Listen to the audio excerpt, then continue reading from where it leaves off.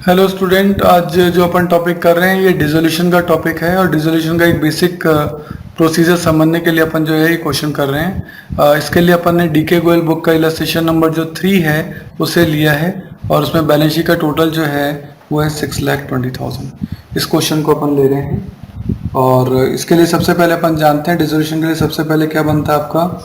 सबसे पहले बनता है रियलाइजेशन अकाउंट। आपने नोटिंग में रिलेशन अकाउंट देखा होगा कि किस तरह से वो बनता है।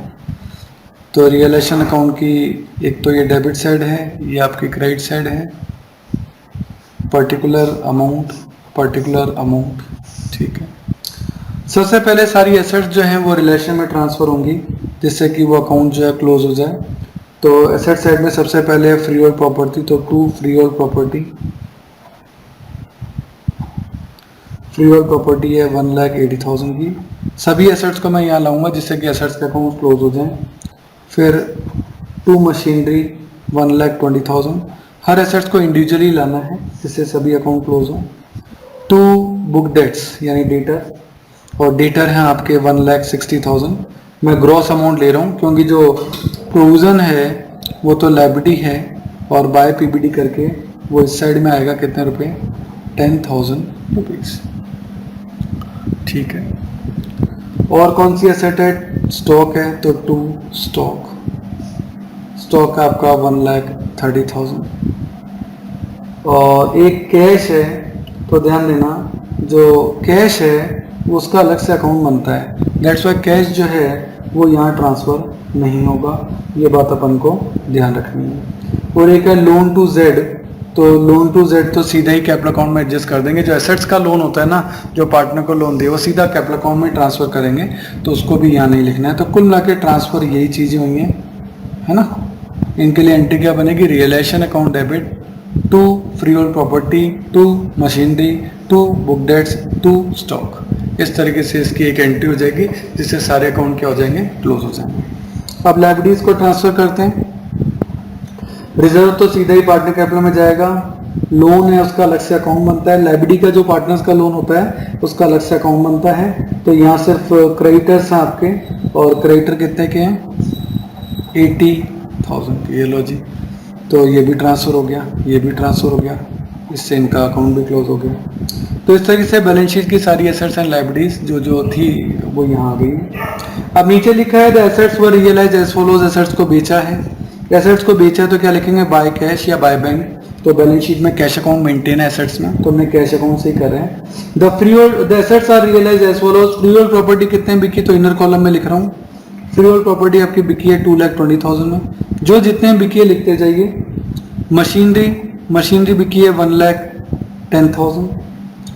बुक डेट्स कहता है 10% कम मिले, तो बुक डेट्स कितने कहते हैं, 160 में से 10% लेस कर दो, आपको कितने मिले, 144 मिले। स्टॉक 1,20,000 रुपये मिला, तो स्टॉक 1,20,000। And goodwill 40,000। आप कहोगे सर गुडविल तो है ही नहीं, तो कोई बात नहीं, अनरिकॉर्डेड एसेट्स है, पैसा मिल रहा है तो फायदा ही हो रहा है, फायदा मिल रहा है तो क्रेडिट में लिखना है। तो गुडविल से ही पैसा मिला, जो पैसा मिला लिखना तो इधर ही है ना, वो आपके लिए फायदा है। तो बाय गुडविल कितना, 40,000। तो ये सब पैसे जो है वो आपको मिले हैं, इन सब का आप टोटल कर दीजिए, ये आपका आएगा 6,34,000।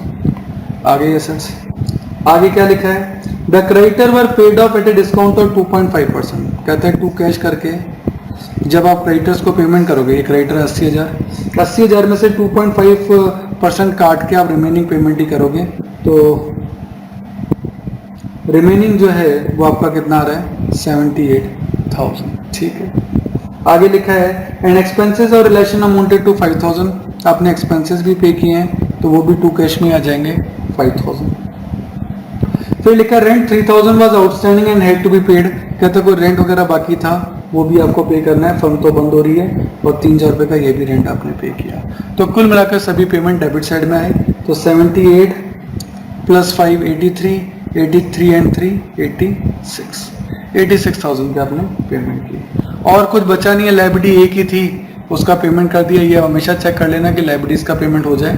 दैट्स वाई अब सब चीज़ें लिखी जा चुकी है, दैट्स वाई अब आप क्रेडिट साइड का टोटल कर सकते हैं। तो क्रेडिट साइड का अपन टोटल करेंगे, क्रेडिट साइड में 3 फिगर है, इनका टोटल आ रहा है 7,24,000। तो डेबिट का भी टोटल 724 आना चाहिए, बट वो कम आ रहा है, तो क्रेडिट साइड ज़्यादा है। और क्रेडिट साइड ज़्यादा है तो ये आपके लिए फ़ायदा हो गया। ये कितने का फ़ायदा हो गया? 48,000 का। तो ये आपका ट्रांसफ़र हो जाएगा टू पार्टनर्स कैपिटल अकाउंट। और एक्स, वाई और जेड 3 आपके पार्टनर हैं, जिनका रेशियो आपको दे रखा है ऊपर फर्स्ट लाइन के अंदर। रेशियो आपका है 4:3:1। 4:3:1 के रेशियो में 48,000 को बांट दें, ये आपका आएगा 24,000, 18,000 और 6,000। सही है। तो ये चीज़ें जो हैं वो आपके रियलाइजेशन अकाउंट के अंदर आ गई। आगे चलें। आगे अपन को एक तो बनाना है पार्टनर का लोन अकाउंट बनाना है अपन को, जो लायबिलिटी हमारी है। जो पार्टनर का लोन होता है वो कभी भी है ना यहाँ ट्रांसफ़र नहीं होता है, उसके लिए अलग से लोन ही अकाउंट ही बनता है। तो इसका लोन अकाउंट बनाते हैं। लायबिलिटीज़ में देखिए लोन अपने एक्स से ले रखा था 30,000 का, तो बाय बैलेंस BD 30,000 का लोन आपके ऊपर था। तो फर्म ने उस लोन का पेमेंट, फर्म खत्म हो रही है तो लोन का पेमेंट भी कर दीजिए। तो टू कैश 30,000 बैलेंसिंग फिगर में आप एक्स के लोन का पेमेंट कर दें। ठीक है, ये लायबिलिटी वाला लोन है, ध्यान देना। एसेट्स वाला लोन के लिए अकाउंट बनाना नहीं पड़ता, वो तो सीधा कैपिटल अकाउंट में एडजस्ट होगा। कैसे, वो अपन देखते हैं।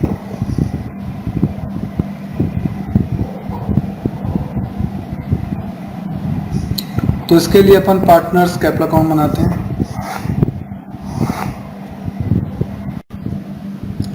तो पार्टनर लोन अकाउंट में सबसे पहले आएगा by balance BD। Liability side में आपको XYZ तीनों की कैपिटल के बैलेंसेस दे रखे हैं। एक्स का है आपका 2 लाख, वाई का है आपका 1,50,000 और जेड का आपका 1,20,000। ये आपके बैलेंसेस दे रखे हैं। लायबिलिटी साइड में एक रिजर्व फंड भी है आपका, और हम जानते हैं रिजर्व फंड आपका ओल्ड रेशियो में डिस्ट्रीब्यूट होता है, और ओल्ड रेशियो आपका था 4:3:1। तो इस 40,000 को 4:3:1 में आप बांट देंगे, ये आएगा 20,000, 15,000 एंड 5,000। इसे ओल्ड रेशियो में बांट दिया।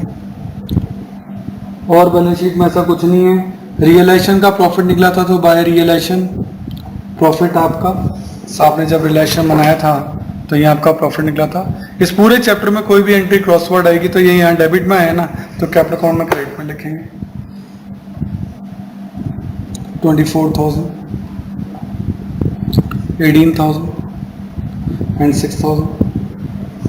एक एसेट्स में आपका लोन दे रखा है, तो एसेट्स में यदि पार्टनर का कोई लोन दे रखा है, जैसे यहाँ 20,000 रुपीज़ दे रखा है, इसको कैपिटल अकाउंट में ही ट्रांसफ़र कर देते हैं। तो यहाँ लिखेंगे टू लोन, और जेड का लोन है कितना रुपये? 20,000 रुपीज़। और कुछ क्वेश्चन में लिखा नहीं है, दैट्स वाई क्रेडिट साइड का टोटल होगा, उसमें से डेबिट साइड का टोटल लेस होगा। और क्योंकि फर्म क्लोज हो रही है इसलिए पार्टनर को पार्टनर्स का पैसा वापस लौटा दिया जाएगा, यानी एक तरीके से हम रिफंड कर रहे हैं।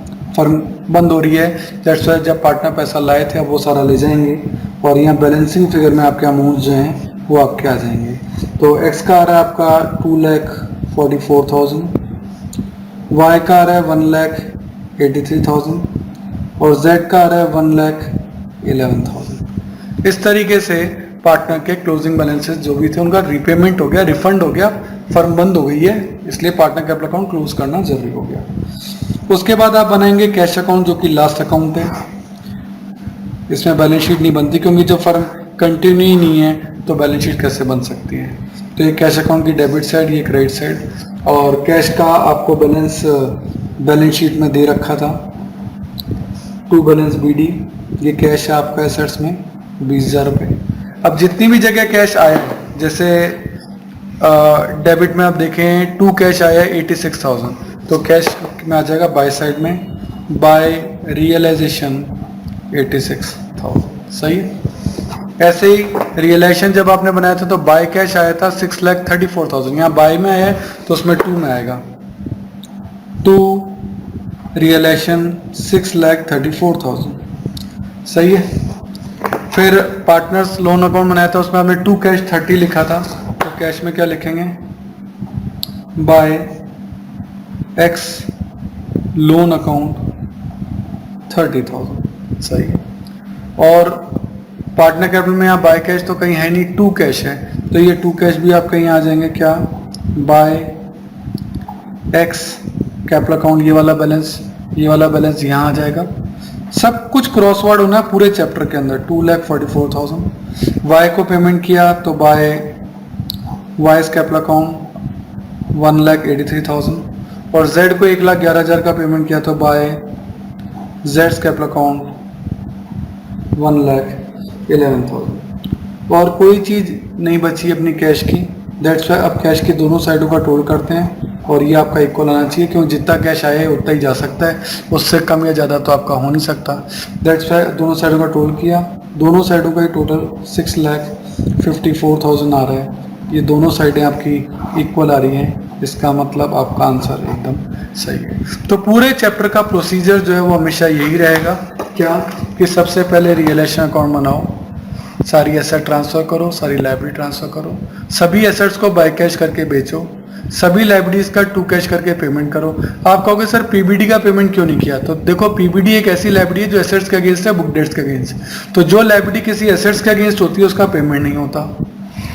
नाउ बैलेंसिंग फिगर में प्रॉफिट निकला, ये आपका प्रॉफिट निकला, इसे अपन ने रेशियो में बांट दिया। पार्टनर के लोन जो लाइबिलिटी वाला था उसको ट्रांसफर किया, उसका पेमेंट कर दिया। फिर पार्टनर कैपिटल अकाउंट बनाया, पार्टनर कैपिटल अकाउंट में बैलेंस रिजर्व बांट दिया, रिलेशन का प्रॉफिट बांट दिया, जो एसेट्स में पार्टनर्स का लोन था वो कैपिटल के अगेंस्ट एडजस्ट होता है वो कर दिया, टू कैश करके पार्टनर्स को पूरा रिफंड कर दिया उनकी कैपिटल। देन कैश अकाउंट बना, कैश अकाउंट पूरा क्रॉस एंट्री के बेस पर है और इसकी दोनों साइड इक्वल आ गई है, इसका मतलब आपका आंसर ठीक है। आप इस तरीके 2-4 एग्जाम्पल और करेंगे तो आपको पूरा प्रोसीजर जो है वो आपको लर्न हो जाएगा। ओके।